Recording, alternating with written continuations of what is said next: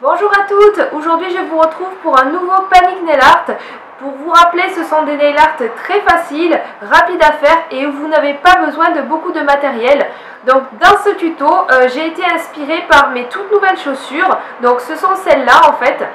Donc je sais pas si on voit bien, mais ce sont des chaussures où il y a des perles en fait. Apparemment c'est la mode cet été, donc voilà, ce sont des sandales avec des petites perles.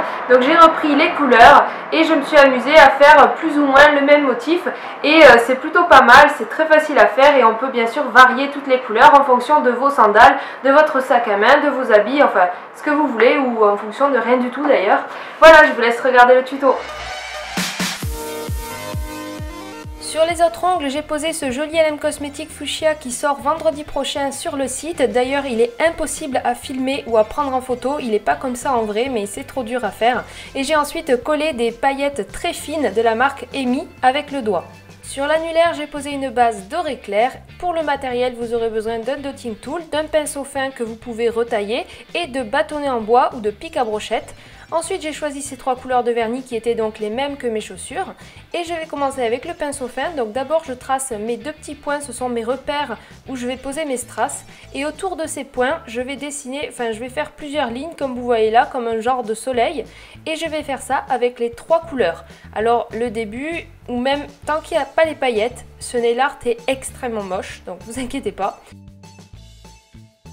Ensuite, vous allez prendre un bâtonnet en bois ou un pic à brochette et pour lui donner une autre forme, je vais bien limer un côté, je le retourne à 180 degrés exactement, je lime l'autre côté, puis je lime un petit peu la pointe. Ainsi, vous aurez un bâtonnet qui forme des petites barrettes, des sortes de gouttes, au lieu de former des points comme si c'était un pic.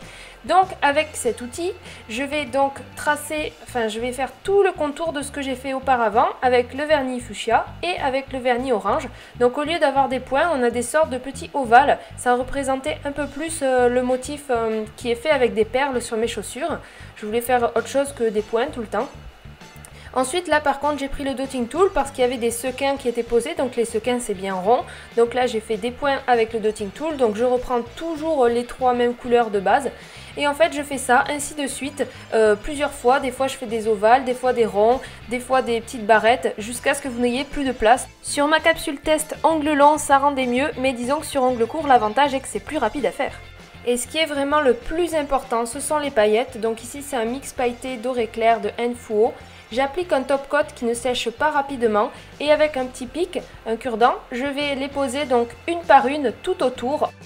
Donc c'est ça qui est le plus long à faire.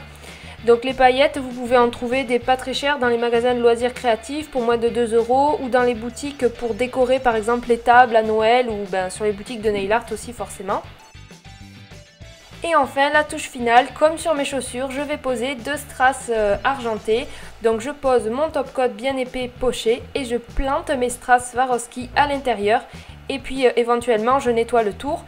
Voilà pour ce nail art, j'espère qu'il vous a plu. Il est un tout petit peu long à faire, mais il est vraiment à la portée de toutes les débutantes, il est très facile. J'ai hâte de voir vos créations, n'hésitez vraiment pas à me les poster sur Facebook, ça me fait vraiment plaisir. Bonnes vacances à celles qui le sont déjà et sinon bon courage pour celles qui sont au travail ou en examen. À bientôt!